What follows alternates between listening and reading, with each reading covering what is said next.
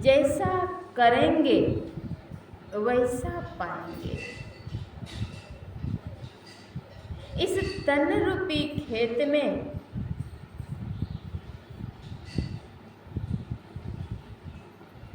पाप और पुण्य दो प्रकार में से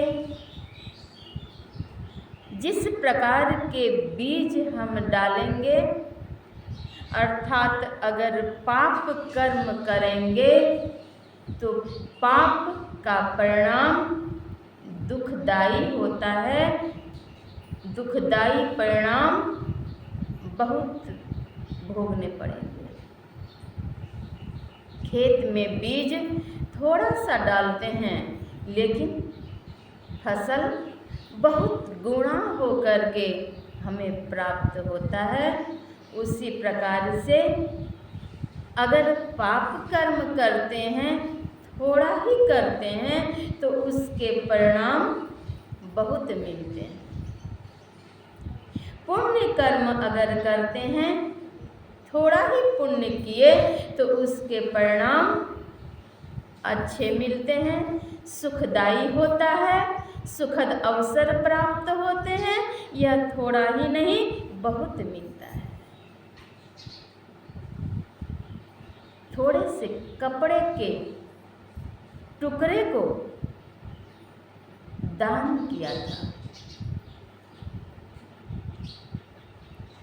और कितने वस्त्र की प्राप्ति हुई, ग्रंथ साक्षी है। साड़ी है कि नारी है, नारी है कि साड़ी है, साड़ी है कि नारी है, कि नारी है कि साड़ी है, साड़ी बीच नारी है कि नारी बीच साड़ी है। ये स्थिति हो गई। कितनी साड़ियां हो गई। तो तुलसी यह तन खेत है। जैसा कर्म करेंगे वैसा ही फल पाएंगे। जो फसल बोएंगे खेत में, वही फसल हम काटेंगे। रोपे पेड़ बबूल का, आम कहाँ ती होए। अगर बबूल के कांटेदार वृक्ष के बीज डालेंगे, रोपेंगे, तो फलदार आम के फल आप प्राप्त नहीं कर सकते। सुस्वादु आम्र फल की प्राप्ति नहीं होगी। रोपे पेड़ बबूल का, आम कहाँ से हैं। योग का अर्थ होता है मिलाप। किससे मिलाप? आजकल कुछ लोग योग का अर्थ समझते हैं कसरत को। हाथें हिला लिए, पैर डुला लिए, उछल कूद कर लिए, इसको कह देते हैं योग। यह योग नहीं, यह है कसरत। आपके शरीर के लिए यह है कसरत। योग का अर्थ है जीवात्मा का परमात्मा से मिलाप कर लेना। यह है योग। इस योग को कैसे करेंगे? दृष्टि योग अभ्यास अति ही करत कंपनी सहज ही छूटे, प्रौढ़ होवे सुरत। सुरत प्रौढ़ कैसे होगी? तो दृष्टि योग की साधना से। वह दृष्टि योग की साधना क्या है? तो इसकी जानकारी सत्संग से होगी और पूर्णतया जानकारी आपको तब होगी जब आप संत सद्गुरु से शिष्यत्व ग्रहण कर लेंगे। जीव लाखों करोड़ों जन्मों में भी वह लाभ प्राप्त नहीं कर सकता है जो लाभ की संत सद्गुरु के पावन चरणों में शिष्यत्व ग्रहण करने से होता है। परम प्रभु परमात्मा की प्राप्ति के लिए, असली सुख की प्राप्ति के लिए, दैहिक दैविक भौतिक त्रिताप से मुक्ति के लिए एकमात्र औषधि है, वह है दीक्षा। दीक्षा संस्कार जब संपन्न होता है तभी आत्मिक परिष्कार होते हैं। इस पर मैंने रिसर्च करके एक पुस्तक ही लिखी है, दीक्षा संस्कार आत्मिक परिष्कार। जन्म जन्मांतर से अनेकानेक योनियों में युग युगान से भ्रमण करते आ रहे हैं। उन जन्मों में, उन योनियों में कई कुसंस्कार भरे पड़े हैं। याद रखें, वैदिक सनातन धर्म में 16 संस्कार हैं। इस संस्कार से मानव के जीवन में लाभ होता है। मुंडन संस्कार भी हैं, बच्चों के मानसिक विकास के लिए, जीवन पर्यंत सुखदायी के लिए, स्वस्थ दीर्घायु होने के लिए ये मुंडन संस्कार भी होते हैं। जन्मों से भटकते आ रहे हैं, युग युगान से, इसलिए पवित्र मंत्रोच्चार के साथ बालक के मुंडन संस्कार किए जाते हैं। दीक्षा संस्कार संपन्न जब होता है, संसद गुरु की कृपा से संपन्न होता है, और वह तब संयोग प्राप्त होता है जब ज्ञान का लाभ लेंगे। ज्ञान का लाभ कहाँ मिलेगा? चल सदा गुरु के हाथ, ज्ञान बुद्धि लाइए। संसद गुरु के हाट में, अर्थात वह सत्संग में जाएंगे तब सद्ज्ञान होगा। सद्ज्ञान होगा तब अंतर में जागृति होगी कि नहीं, दीक्षा संस्कार संपन्न करके और अपने जीवन को सफल और सार्थक बनाना चाहिए। तब आप दीक्षा लेने की आकांक्षा रखेंगे। आकांक्षा के बाद संसद गुरु से अर्जी करेंगे, पहले दाता शिष्य भया, तन मन दिया और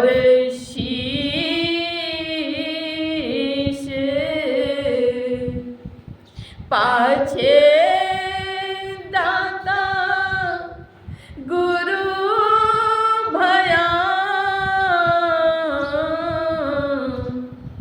जिन नाम दिया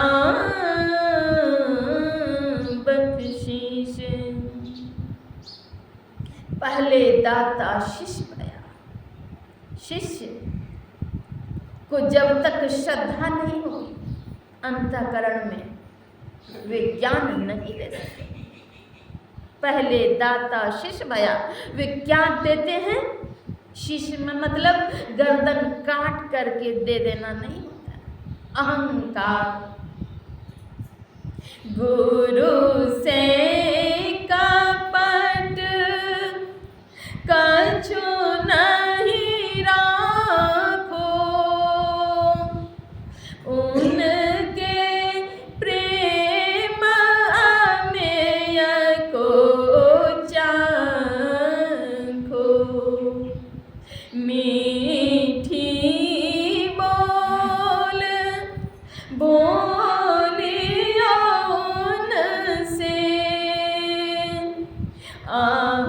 अहंकार से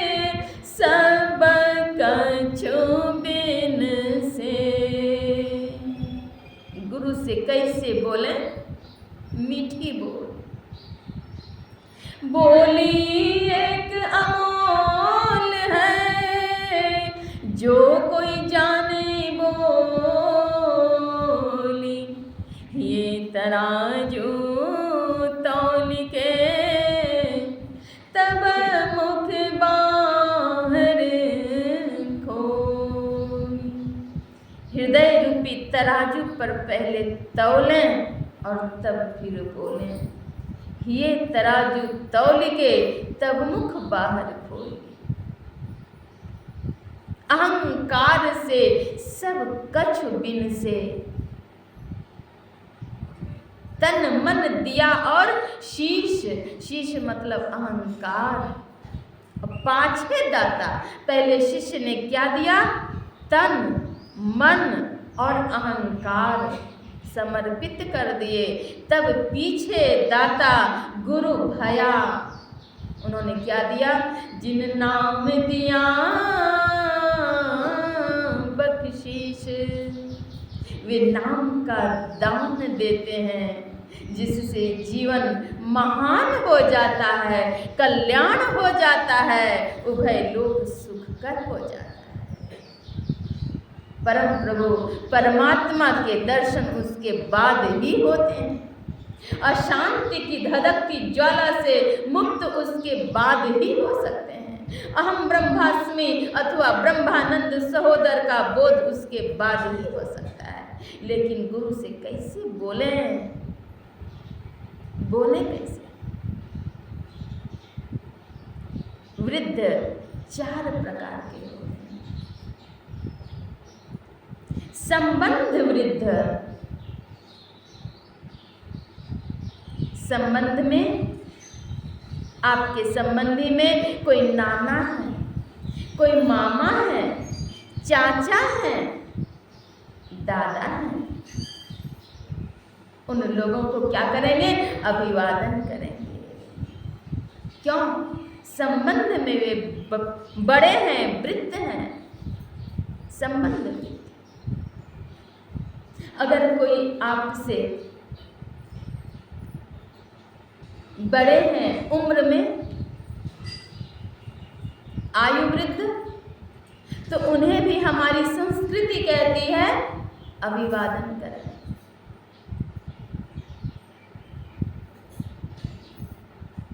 कॉलेज में अगर विद्यार्थी पढ़ने जाते हैं, 1 साल 2 साल 5 साल कोई सीनियर होते हैं, तो नियम है वहाँ पर भी कि आपको उनके पैर छू करके प्रणाम करने हैं।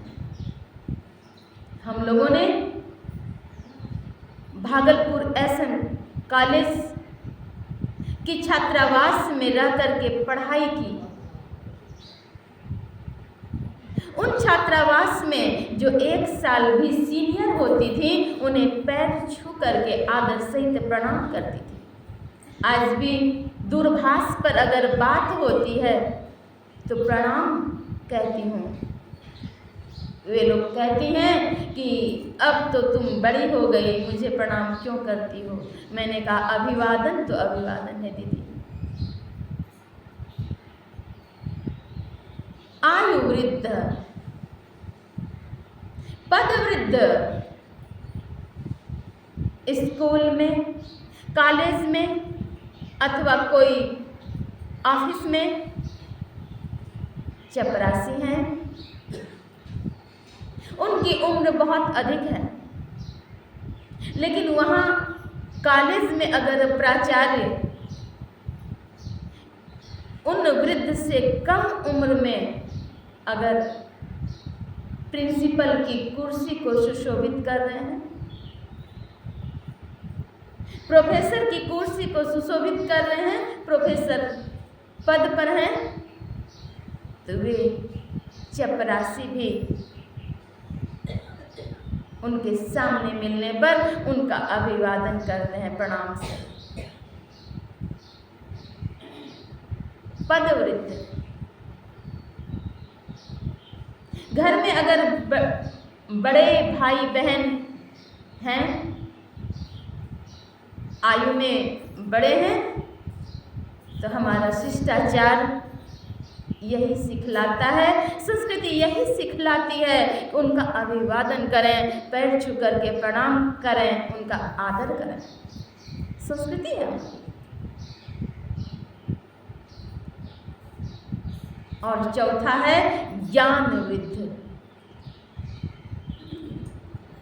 ज्ञान कोई छोटा नहीं होता और ज्ञान बड़ा नहीं होता। ज्ञान तो पहले से ही बड़ा है। ज्ञान तो ज्ञान है। कोई ज्ञान वृद्ध अगर हैं तो उन्हें भी अभिवादन करते हैं। ये हमारा धर्म ग्रंथ कहता है, संस्कृति कहती है। एक योगी राज थे, उनकी आयु थी 1400 वर्षों की।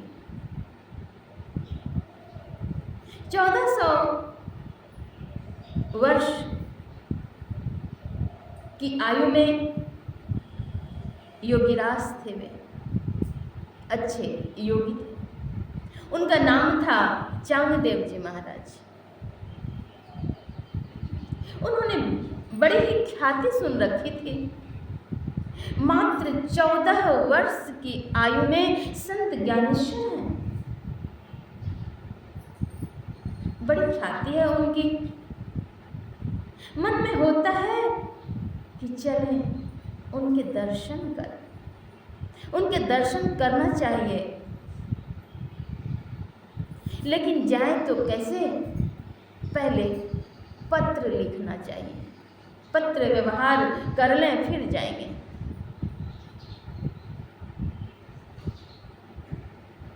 पत्र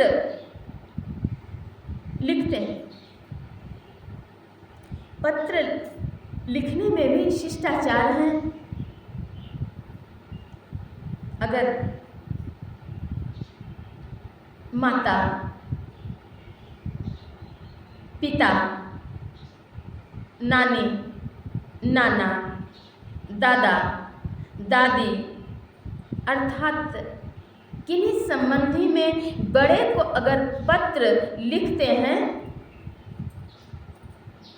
तो उनमें लिखा जाता है शिष्टाचार के मुताबिक, सद्व्यवहार के मुताबिक। अगर पुल्लिंग में है तो परम पूज्य पिताजी अथवा परम पूज्य नाना जी, परम पूज्य दादाजी, उसके नीचे सादर प्रणाम। नानी है परम पूज्या नानी जी, दादी हैं परम पूज्या नानी जी, और उसके नीचे लिखते हैं सादर प्रणाम, चरण कमलों में प्रणाम। तो यहाँ तो ये 1400 वर्ष की आयु में योगी राज हैं।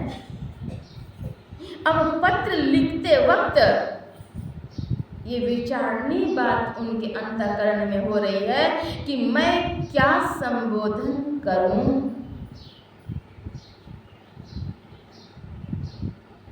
प्रणाम कहूं अथवा नहीं लिखूं।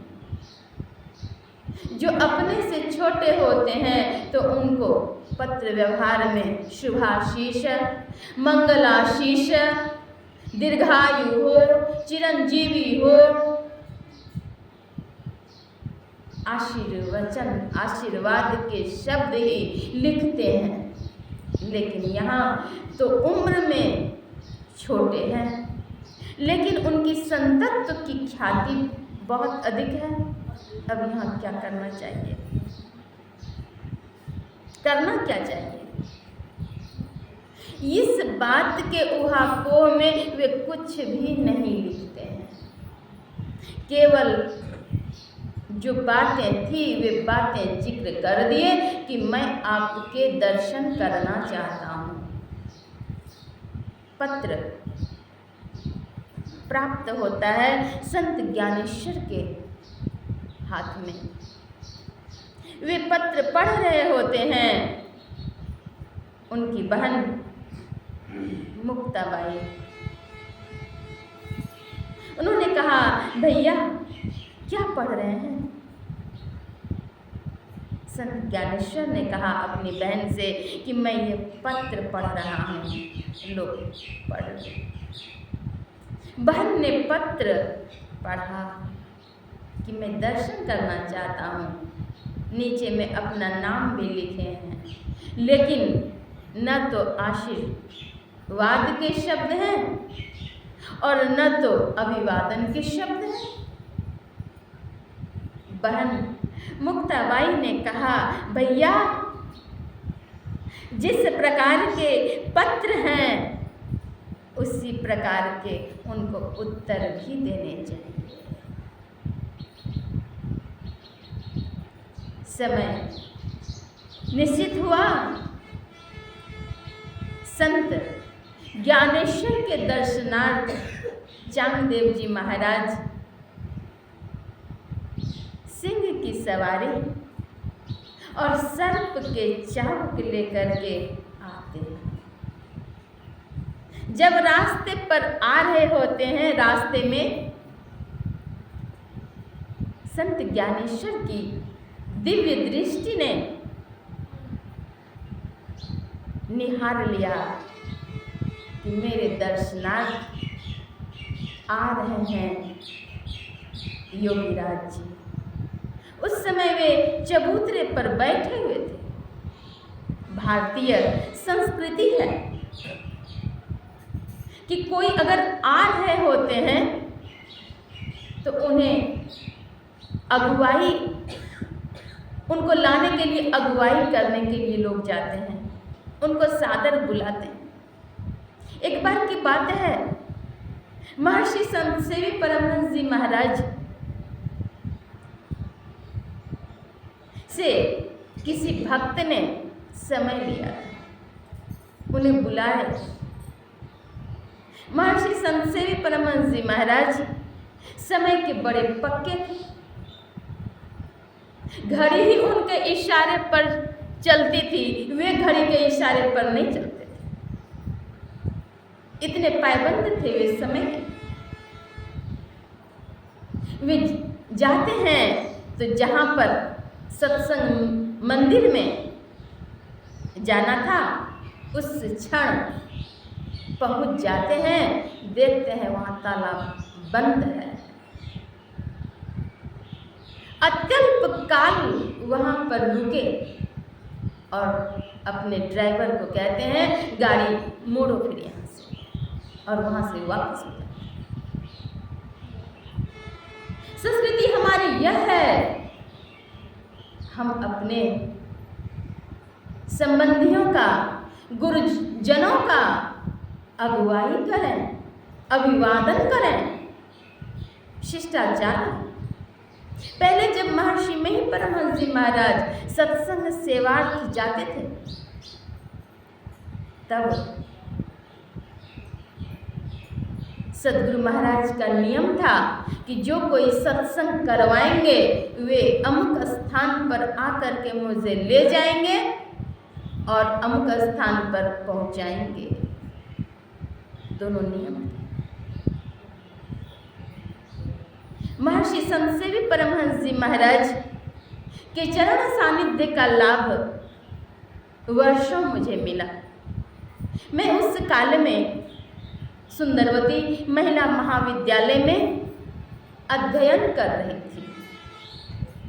अध्ययन के बाद मैंने अध्यापन भी वहीं किया, लेकिन उतने काल तक मैं अपने छात्रावास से प्रायः प्रतिदिन महर्षि में आश्रम कुप्पा घाट पदयात्रा करके 35 मिनट जाना और 35 मिनट आना, 70 मिनट मुझे पैदल चलने होते थे और मैं दर्शन करके आती थी।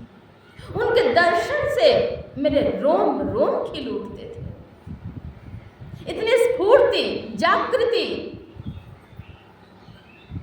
पवित्रता,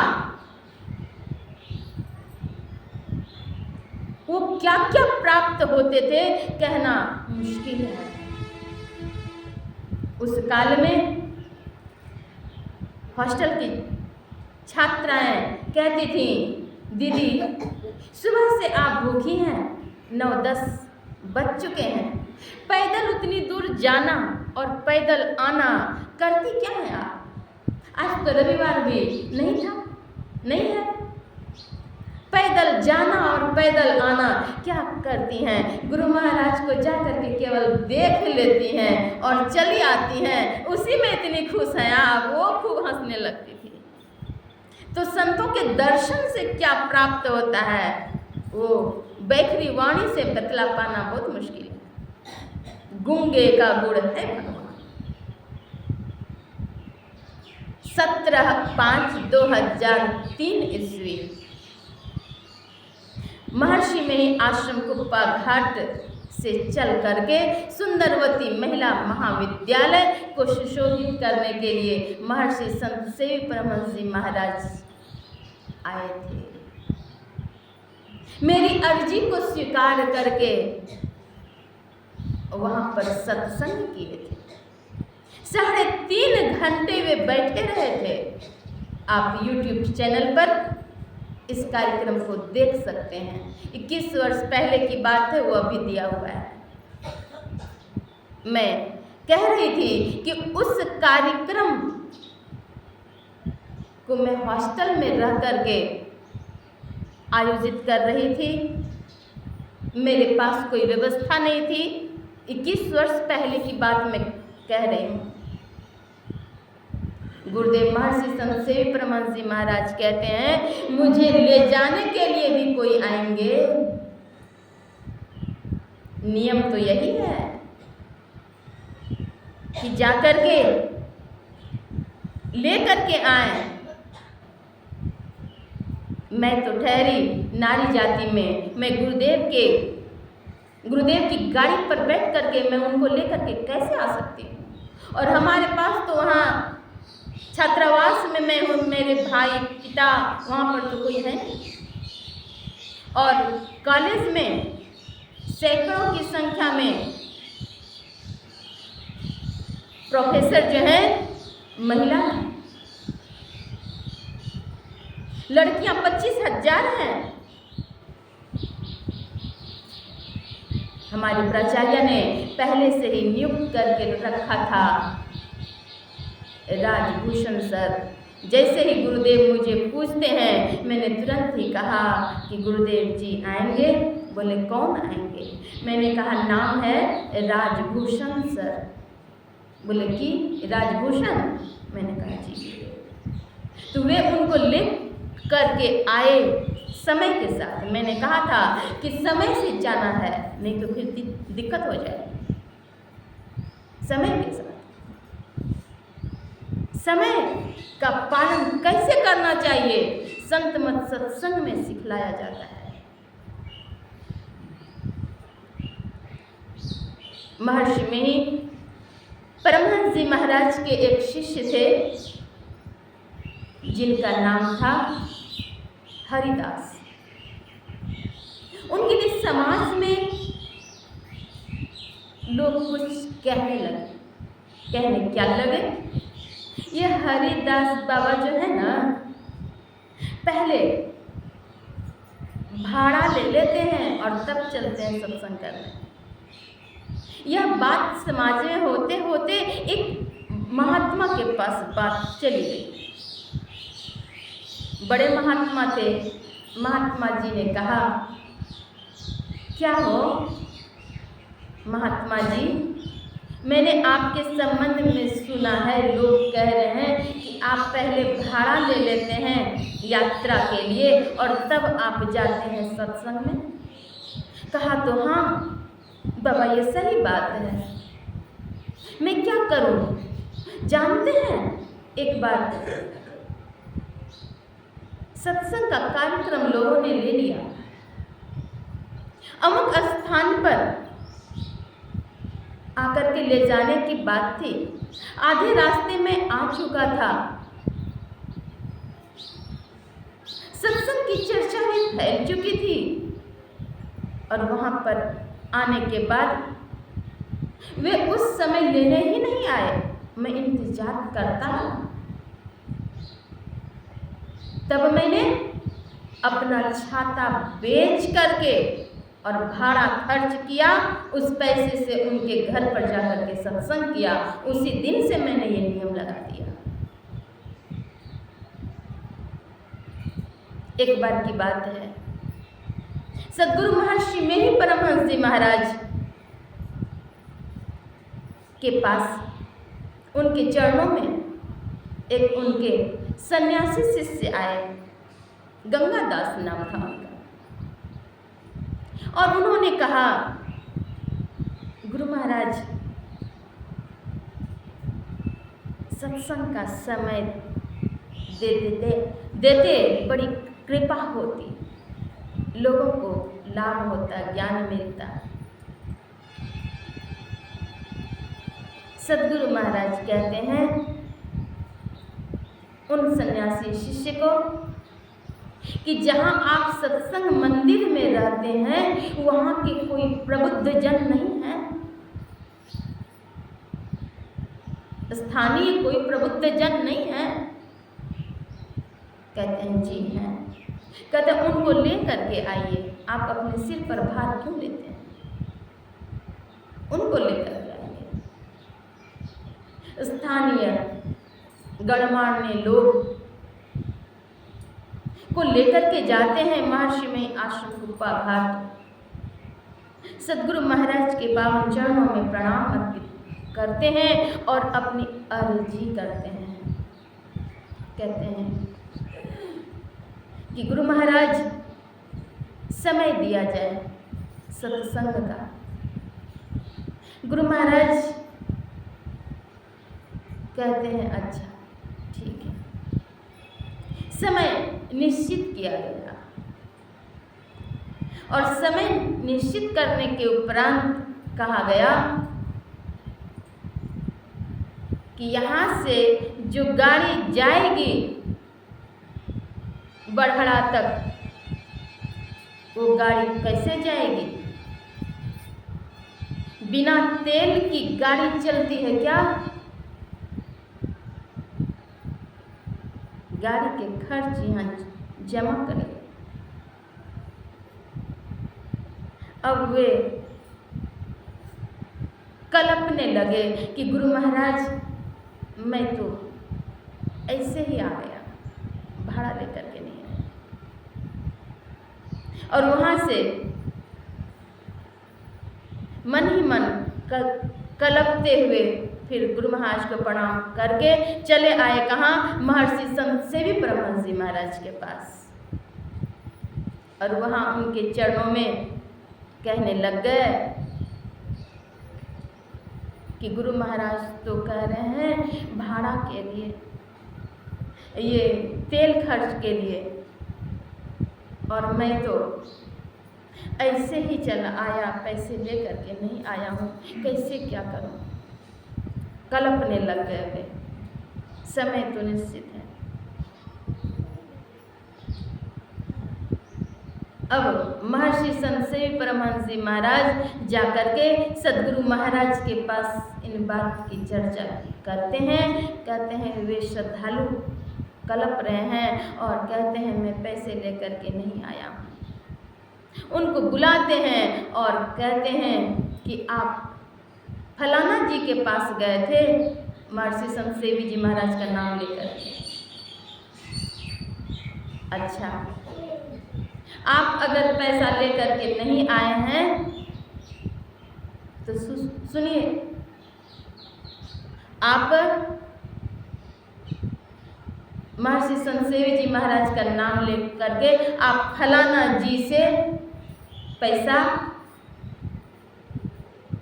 पैंचा ले लीजिए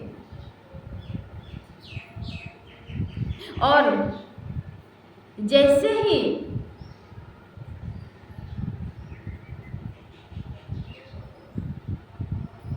दोबारा आप मिलेंगे सबसे पहले उन्हें पैसे आप दे देंगे। गाड़ी में तेल खर्च होता है। गुरु महाराज की आज्ञा से वे महर्षि संत सेवी जी महाराज से पैसा ले करके और गुरु महाराज को तेल खर्च के लिए देते हैं उनके चरणों में। और यह हिदायत थी, दोबारा जब मिलेंगे तो पहले पैसे देंगे, दोबारा जब लेने के लिए आते हैं, ले जाने के लिए, जैसे ही महर्षि में आश्रम कुप्पा घाट पहुंचते हैं, तब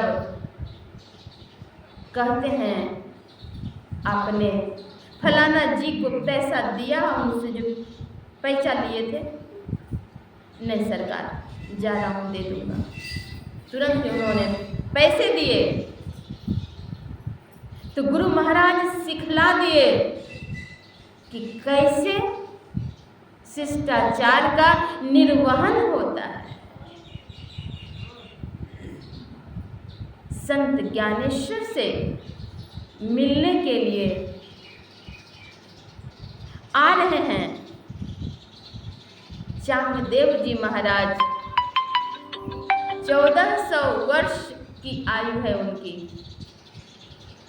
अब देख लिए दिव्य दृष्टि से आ रहे हैं, चबूतरे पर बैठे हुए थे, अगुवाई करनी चाहिए। चबूतरे को थपकी मार करके कहते हैं, अरे चबूतरा चल, आ रहे हैं संत, उनकी अगुवाई करनी है। तुरंत ही संत ज्ञानेश्वर चल दिए। चांगदेव जी महाराज दूर में ही थे और वहीं चबूतरा इतना स्पीड में, तेजी में चलता रहा। और जा करके जब चांगदेव जी महाराज देखते हैं दूर से ही चबूतरे पर चल करके आ रहे हैं, लगता है संत ज्ञानेश्वर भी तो नहीं आ रहे हैं अगुवाई करने के लिए। उन्होंने देखा कि मैं तो हूँ सिंह की सवारी और सर्प के चाबुक लेकर, मैं तो चेतन पर हूँ और वो जड़ को लेकर गया, जड़ ही उनका चल रहा है। कि कितने बड़े योगीराज संत होंगे। चाबुक को हटाते हैं, सिंह की सवारी को छोड़ते हैं, उतर जाते हैं। देखिए अभिवादन क्या चीज होता है। 1400 वर्ष की आयु है, साष्टांग दंडवत प्रणाम करते हैं। द्वय संत का मिलन होता है और फिर वे अगुवाई करके लाते हैं, उनका आदर सम्मान होता है। 4 प्रकार के वृद्ध हैं। संस्कृति कहती है अपने से बड़ों का अभिवादन करें। अभिवादन शीलस्य नित्यं वृद्धोपसेविनः चत्वारि तस्य वर्धन्ते आयुर्विद्या यशो बलम्। अभिवादन करने से 4 चीजों की वृद्धि होती है, आयु, विद्या, यश और बल। इन 4 चीजों की वृद्धि होती है। अभिवादन नित्य करना चाहिए। अभिवादन करने से लाभ है। अपने से छोटों को भी, घर में बाल बच्चों में भी यह अभ्यास डालना चाहिए। संस्कृति यही है।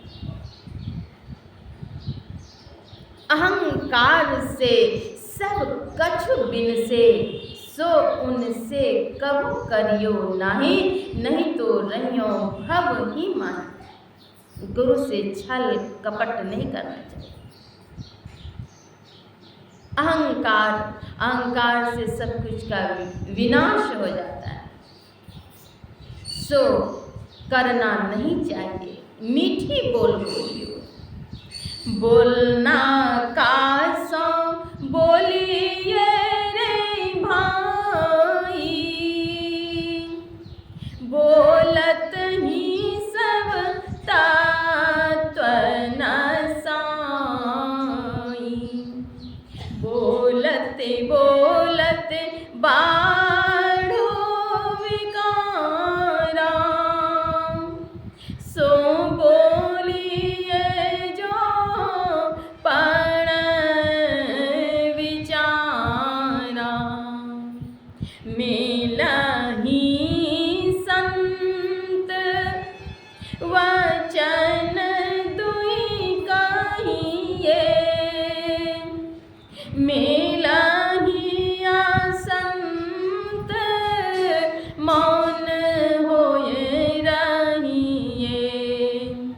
पंडित सौ बोलिए हितकारी,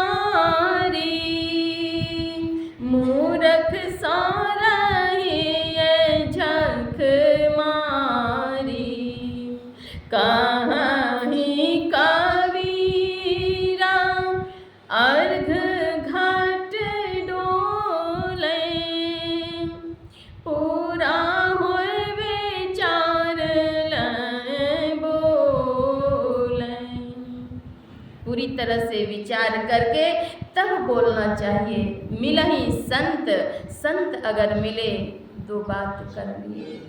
मिलहि असंत, अगर दुष्ट व्यक्ति मिले मौन होकर के रहिए। पंडित सौ बोलिए हितकारी, बोली एक अमोल है, बोल ही अमोल है। शब्द ब्रह्म तब पर ब्रह्म। देहावसान समये चित्ते यद्यद्विभावयेत, तत्तदेव भवेत् जीव इत्येव जन्म कारणम्। देहावसान के समय चित्त में जो जो भावनाएं जीव करता है वही वही वह होता है। जीवन भर अगर आप शब्द बोलेंगे, गालियां देंगे, भजन नहीं करेंगे, गुरु मंत्र का जप नहीं करेंगे तो अंत समय में क्या आएगा? ये विचार है। देह अवसान के समय, देह छोड़ने के समय चित्त में जो जो भावनाएं जीव करता है वही। इसीलिए भजले भैया सतगुरु के नाम, भजले भैया सत, जिंदगी के काओ निमरे ठिकान, जिंदगी के काओ निमरे ठिकान। भजले भैया सत, भजले भैया सत गुरु के नाम। ऐ तो यमराज पलंग चढ़ी बैठतो, ऐ तो यमराज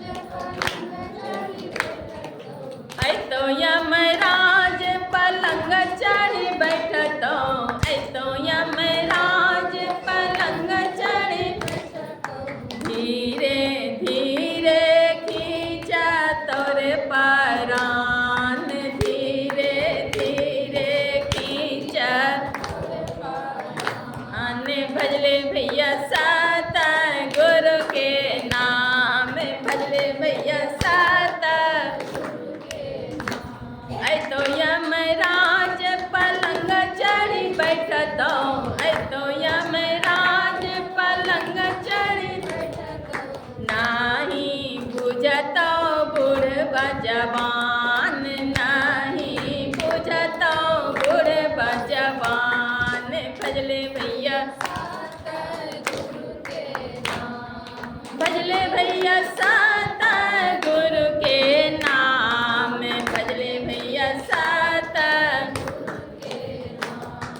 नाही बुझतो माई बाप, नाही बुझतो लोगबा, नाही बुझतो माई बाप,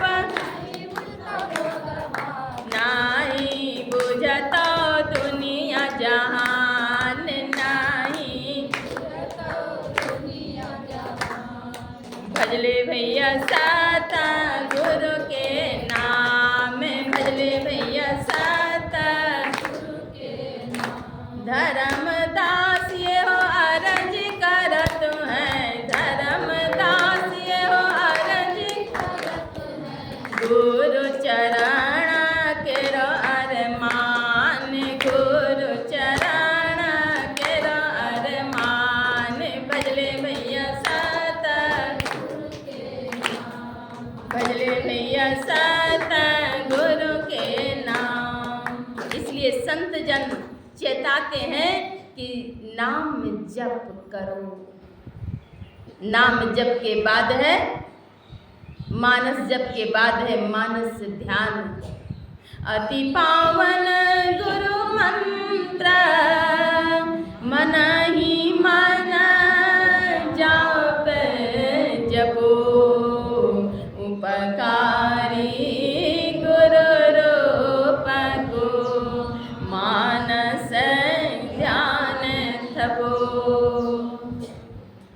समस्त देवी देव की पूजा एक साथ हो जाती है, केवल गुरु की पूजा करते हैं तो 33 कोटि देवी देवताओं की पूजा हो जाती है।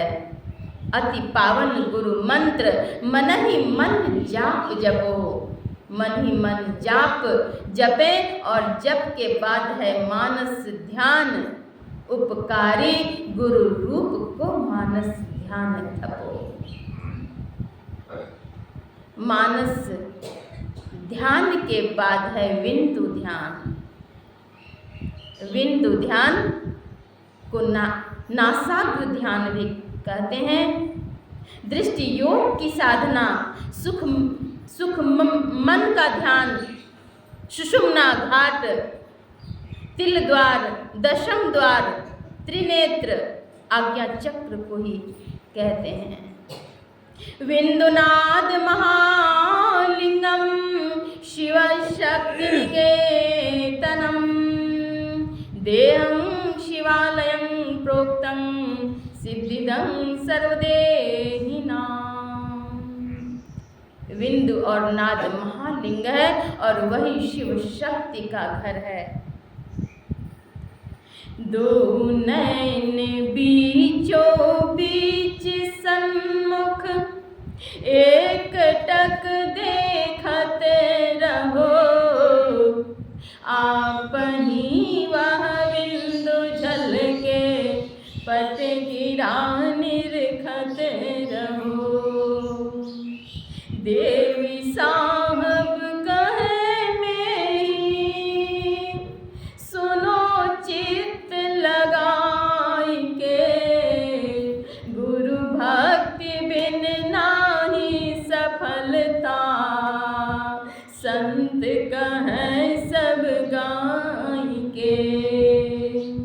गुरु भक्ति के बिना सफलता नहीं मिलेगी। दो नैन बीचों बीच सन्मुख, एक टक देखत रहो। देखने के बाद क्या होगा? आप ही वह बिंदु झलके, बिंदु झलकेगा, वह प्रकाश मिलेगा। सुषुम्ना महातीर्थ है, वहाँ प्रकाश मिलेगा। कैसा प्रकाश? छट छट छट छट बिजली छटके, भोर का तार दिखाता है, चंदा उगत उदय हो रवि हूँ, दूर शब्द मिल जाता है। वहाँ तारे चंद्र की रोशनी है। बाह्य संसार में एक सूर्य के प्रकाश से जगत प्रकाशित हो जाता है और अंतराकाश में एक ही सूर्य के प्रकाश नहीं है, करोड़ों सूर्य के प्रकाश है। उस प्रकाश के दर्शन के बाद विकार की समाप्ति हो जाती है, मनो विकार का वहाँ पर नाश हो जाता है। वह प्रकाश कैसा है? बाह्य संसार में सूर्य के प्रकाश से हम उष्णता का बोध करते हैं, गर्मी का महसूस करते हैं, लेकिन आंतरिक सूर्य जब उदित हो जाएंगे, उन सूर्य के प्रकाश में शीतलता है, मृदुता है, कोट भान छवि तेज। वह प्रकाश कैसा है? तो तेज उजाली, तेज उजाला है।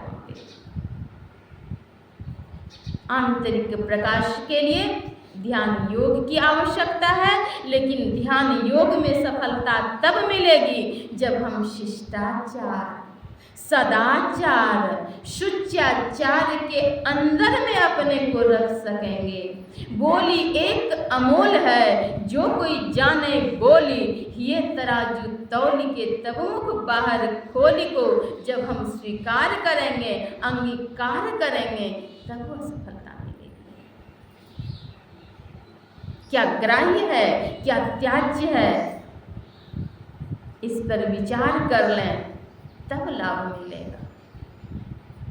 और जब तक ध्यान नहीं करेंगे तब तक शांति भी नहीं मिलेगी। ध्यान बिनु नहीं शांति आवे, लोग हूँ की तनहु घिरे, विविध नेम आचार जप तप, तीरथ व्रत मख दान हूँ, कबहु सरवर ना करें जो, ध्यान बन बल हूँ कहूँ।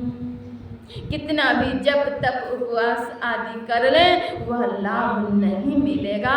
परम शांति की प्राप्ति वह ध्यान से होगा। वह योग, वह मिलाप, वह दृष्टि योग की साधना जब करेंगे, गुरु युक्ति को प्राप्त कर लेंगे, तब ही कर पाएंगे। और जब वह करेंगे दृष्टि योग की साधना, तब फिर आगे नादानुसंधान की साधना है, जिसके लिए भगवान शिव ने कहा मनोलय के 1.25 लाख साधन हैं, लेकिन उनमें नादानुसंधान श्रेष्ठ है। सदा शिवोक्तानि स्वपाद लक्ष्य लयावधानानि वसन्ति लोके, नादानुसंधान श्रेष्ठ है। नादानुसंधान की साधना करेंगे तब जीव पीव का मिलाप होगा, असली योग होगा, और तब ब्रह्मानंद सहोदर अहम ब्रह्मास्मि की प्राप्ति होगी, महसूस होगा। आत्मानंद में निमग्न हो पाएंगे। हम प्रभु प्रभु हम एक ही होई, द्वंद्व अरुद्वैत रहे नहीं कोई, में ही ऐसी आरती की जय, भव महाजन्म बहुरी नहीं ली जय। फिर से संसार चक्र में आना नहीं होगा। सरिता जल जल निधि मह जाए, होई अचल जिम जीव हरि पाई। उनको पा करके हरि ही हो जाते हैं, ब्रह्मविद हो जाते हैं। श्री सद्गुरु महाराज की जय।